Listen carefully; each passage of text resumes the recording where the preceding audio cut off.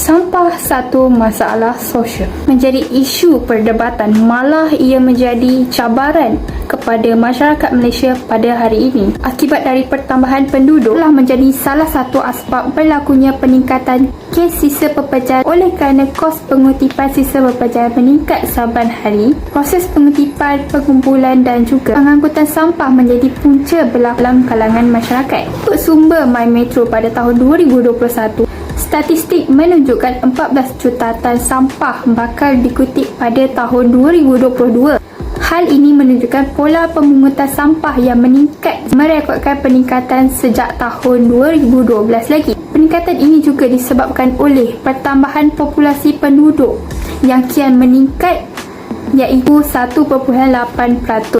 Papan tanda yang bertulis "Jangan buang sampah di sini" semestinya tidak relevan pada hari ini. Hal ini disebabkan oleh segelintir masyarakat Malaysia kurang cakna dan tidak memberi penghayatan dalam diri mereka mengenai pentingnya alam sekitar. Mereka juga seolah-olah tidak peduli tentang akibat dan juga kesan yang mencetuskan masalah sosial seperti isu kecurian yang berlaku dalam kalangan masyarakat.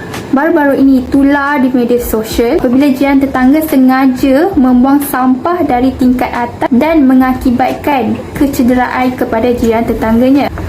Jadi, hal ini merupakan perkara yang amat serius dan perlu diambil perhatian oleh pihak berkuasa. Malah, perbuatan tersebut perlulah dikenakan tindakan yang berat agar masalah ini akan dapat diselesaikan. Oleh hal yang demikian, pihak kerajaan seharusnya mengambil inisiatif dalam membendung isu sampah ini agar kemaslahatan masyarakat dapat dikekalkan. Dalam hal ini, pihak kerajaan seharusnya mengurus sampah dengan lebih teratur dan sistematik seperti yang dipraktikkan oleh negara barat seperti negara Jepun. Bukan itu sahaja, media massa juga berperanan penting dalam membendung isu sampah ini agar perkara ini dapat dielakkan. Media massa seharusnya menyebarkan isu-isu tentang sampah dan pentingnya kebersihan. Hal ini dikatakan demikian kerana hampir semua rakyat Malaysia, terutamanya golongan muda, sangat aktif di media sosial. Akan tetapi setiap individu itu seharusnya lebih cakna dan mempunyai nilai penghayatan tentang alam sekitar demi kemakmuran masyarakat dan negara. Seterusnya ialah tinjauan literatur. Penyelidikan terhadap sampah satu masalah sosial telah banyak dilaksanakan oleh para penyelidik. Kajian ini memfokuskan kepada sikap masyarakat yang sudah terbiasa dengan sikap membuang sampah di merata tempat. Kumpulan kami telah merujuk beberapa kajian lepas yang berkaitan dengan tajuk kajian kami.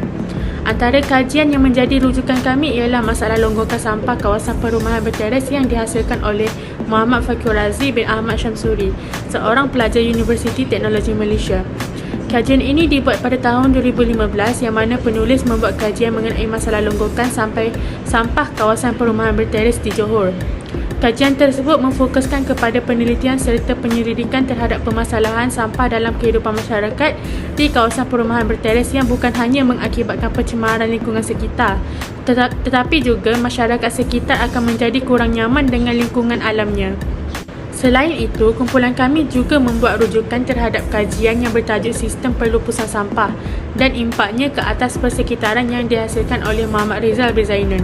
Kajian ini dihasilkan pada tahun 2005 yang di mana penulis membuat kajian tentang pembuangan terbuka yang membawa banyak impak negatif kepada persekitaran. Bagi menyelesaikan masalah ini, Majlis Perbandaran Seberang Perai memperkenalkan satu kaedah pelupusan sampah atau dipanggil sanitary landfill. Apa yang membanggakan ialah kaedah tersebut sebenarnya berkesan dan ini telah dibuktikan dengan penerimaan anugerah Best Practice Award bagi kawasan Asia. Seterusnya, saya akan membentangkan metodologi kajian. Yang pertama ialah instrumen kajian. Dalam metodologi kajian ini, kami telah memilih beberapa kaedah pengumpulan data yang dapat membantu kami menyiapkan tugasan ini. Salah satu kaedah utama yang telah digunakan dalam kajian kami adalah penggunaan kaedah resensi perpustakaan di mana penyelidikan dilakukan berdasarkan pencarian di perpustakaan sama ada dalam bentuk data serta bahan sekunder atau primer. Bahan-bahan terdiri daripada buku, artikel, jurnal, mikrofilm, filem, video, sumber internet dan sebagainya. Kaedah ini membantu kami dalam memperolehi beberapa maklumat dari sumber yang berlainan, seterusnya menghasilkan dapatan kajian yang terdiri daripada pelbagai bentuk sumber. Yang kedua ialah cara mendapatkan responden. Selain itu, kami juga menggunakan kaedah soal selidik untuk mendapatkan hasil kajian yang tepat. Soal selidik adalah tujuan menepati objektif kajian dan dapat mengumpulkan maklumat secepat mungkin dengan soalan yang ringkas dan mudah dijawab oleh responden. Borang soal selidik diedarkan kepada pelajar UniKL dan juga orang awam bagi membantu kajian dalam tugasan kami. Kami memilih 22 orang responden untuk menjawab borang soal selidik. Maklumat bahagian A seperti umur, jantina, bangsa, status, pekerjaan dan maklumat tempat tinggal. Manakala bahagian B, soalan untuk mengenal pasti tahap kesedaran komuniti terhadap sisa pepejal. Dengan kaedah ini, kami dapat memperolehi secara mendalam tentang kajian kami iaitu sampah satu masalah sosial sekaligus membantu penyelidik untuk mencapai objektif kajian yang akan dirumuskan pada bahagian hasil kajian. Yang seterusnya ialah cara mendapatkan maklumat dan data responden seperti data primer. Data primer merupakan sumber data yang diperoleh secara langsung dari sumber asli seperti lapangan melalui pemerhatian. Oleh itu, metod yang kami gunakan untuk data primer termasuklah kaedah soal selidik dan pemerhatian di sekitar kawasan perumahan di Kuala Lumpur dan kawasan UniKL untuk melihat sendiri masalah sampah sebagai bukti bahagian dapatan kajian. Untuk kaedah soal selidik, borang soal selidik terdapat dua bahagian iaitu bahagian A dan bahagian B. Bahagian A merupakan maklumat dari responden manakala bahagian B merupakan objektif kajian iaitu mengenal pasti tahap kesedaran komuniti terhadap sisa pepejal. Pada bahagian B, kami menggunakan skala pemakahan Likert 5 mata yang mengandungi 5 aras iaitu 1. Tidak setuju, 2. Kurang setuju, 3. Tidak pasti, 4. Setuju, 5. Sangat setuju. Kaedah soal selidik yang digunakan dalam kajian ini berbentuk soal selidik atas talian. Hal ini kerana kami mengedarkan borang soal selidik menerusi aplikasi WhatsApp untuk memudahkan responden menjawab. Berdasarkan tindak balas responden daripada borang soal selidik yang kami edarkan dalam bentuk Google Form, kami dapat menganalisis objektif kajian kami iaitu mengenal pasti tahap kesedaran komuniti terhadap sisa pepejal atau sampah. Bahagian A dalam borang soal selidik kami ialah tentang demografi responden dan berdasarkan jawapan yang kami terima, kami dapat merumuskan latar belakang sejumlah 22 orang responden yang telah menjawab borang kami. 100% daripada mereka berumur dalam lingkungan 21 hingga 25 tahun. 72.2% ialah perempuan, 100% berbangsa Melayu, 95.5% berstatus bujang, 81.8% merupakan golongan tiada pekerjaan atau kami beranggapan sebagai pelajar institusi pengajian tinggi. Dan akhir sekali, 18.2% daripada para responden kini menetap di Kuala Lumpur sama ada mereka tinggal bersama ibu bapa atau di asrama. Beralih pula kepada bahagian B dalam borang soal selidik kami. Kami telah menyediakan sebanyak 7 soalan untuk mengenal pasti tahap kesedaran komuniti terhadap sisa pepejal. Berdasarkan jawapan-jawapan yang diberi oleh para responden kami telah berjaya merumuskan hasil kajian kami tentang tahap kesedaran mereka terhadap alam sekitar dan seterusnya dapat mengaitkan masalah sosial dalam kalangan masyarakat kita. Raja di sebelah menunjukkan graf jawapan daripada soalan pertama dan soalan kedua kami iaitu saya sayangkan alam sekitar dan saya sanggup menyumbang sebahagian kecil pendapatan saya untuk alam sekitar. Berdasarkan jawapan majoriti daripada para responden menunjukkan respon yang positif terhadap soalan pertama dan kedua. Ini bermakna mereka memberi perhatian yang sepenuhnya terhadap alam sekitar dan mereka juga sanggup memberi sumbangan kepada alam sekitar walaupun dalam jumlah yang kecil. Namun begitu, jawapan daripada soalan ketiga dan keempat kami agak kurang memuaskan. Soalan ketiga kami ialah saya hanya melihat orang membuang sampah tanpa berani menegurnya. Dan soalan keempat ialah sekiranya berlaku limpahan sampah di kawasan perumahan, saya hanya akan menunggu orang lain untuk mengambil tindakan. Kedua-dua soalan tersebut memberikan jawapan yang terdiri daripada skala 3 iaitu tidak pasti sehingga skala 1 iaitu tidak setuju.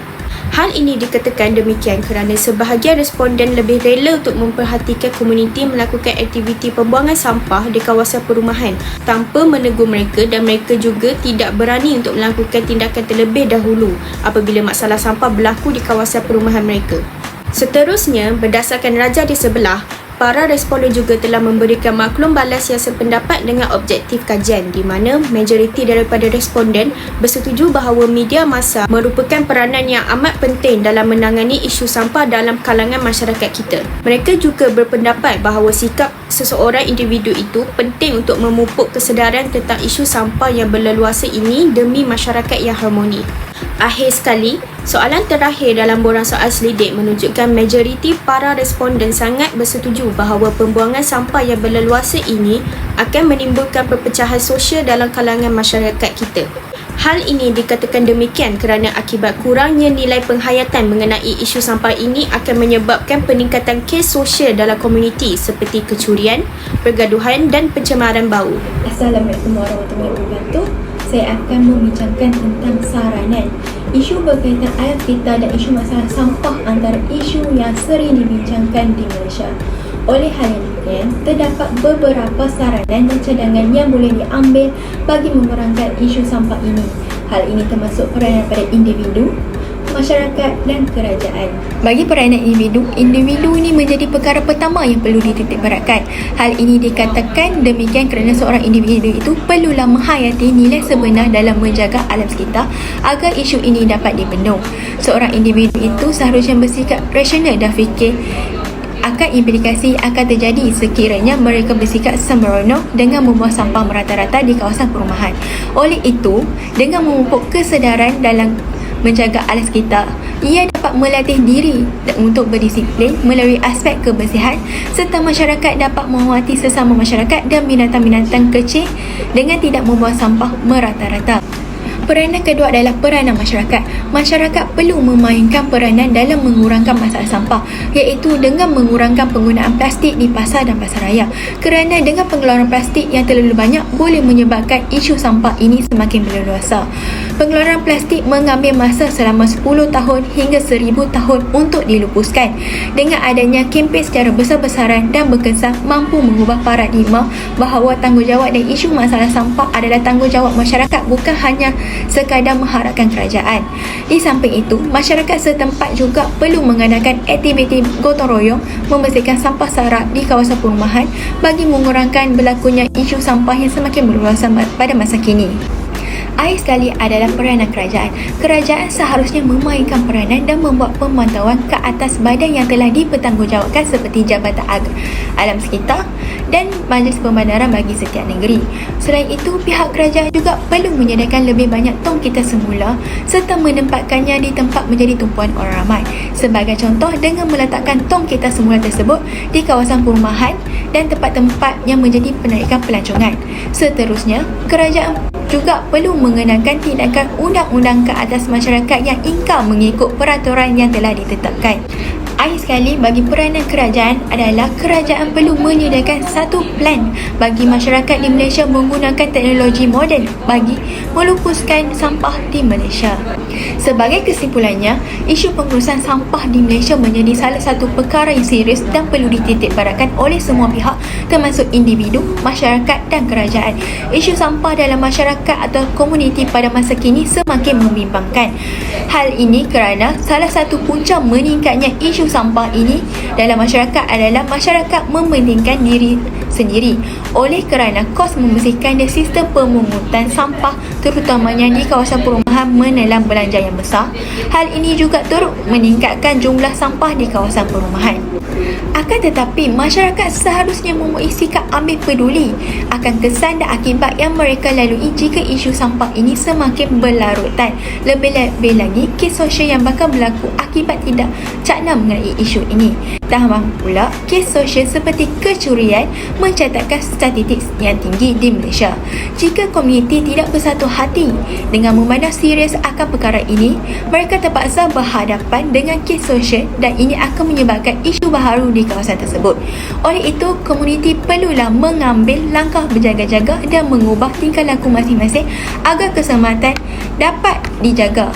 Justeru, pengurusan pembangunan sampah yang cekap oleh individu mahupun isu baharu di kawasan tersebut. Oleh itu, komuniti perlulah mengambil langkah berjaga-jaga dan mengubah tingkah laku masing-masing agar keselamatan dapat dijaga. Justeru, pengurusan pembangunan sampah yang cekap oleh individu mahupun masyarakat mampu membawa ke arah pembangunan lestari dan juga meningkatkan sensitiviti mengenai alam sekitar. Oleh itu, peranan daripada individu, masyarakat dan kerajaan penting dalam membendung isu ini daripada berlarutan, seperti mana firman Allah Subhanahu Wa Taala dalam surah Al-Maidah ayat 2 yang bermaksud, dan tolong menolonglah kamu dalam kebajikan dan ketakwaan, dan janganlah tolong menolong dalam dosa dan permusuhan, iaitu melanggar hukum-hukum Allah Subhanahu Wa Taala. Dari dahulu lagi, kebersihan amat dititik beratkan oleh agama Islam. Firman Allah Subhanahu Wa Taala jelas menunjukkan agama Islam sangat mementingkan amalan tolong menolong. Justeru, aktiviti gotong royong amat digalakkan dalam masyarakat agar kebersihan di kawasan perumahan dapat dijaga. Ini termasuklah gotong royong di kawasan perumahan dan sebagainya. Oleh itu, amat penting bagi setiap individu mempunyai sikap ambil peduli kepada persekitaran dan bersama-sama berganding bahu dalam menangani isu ini agar dapat dibendung bersama-sama. Sekian, terima kasih.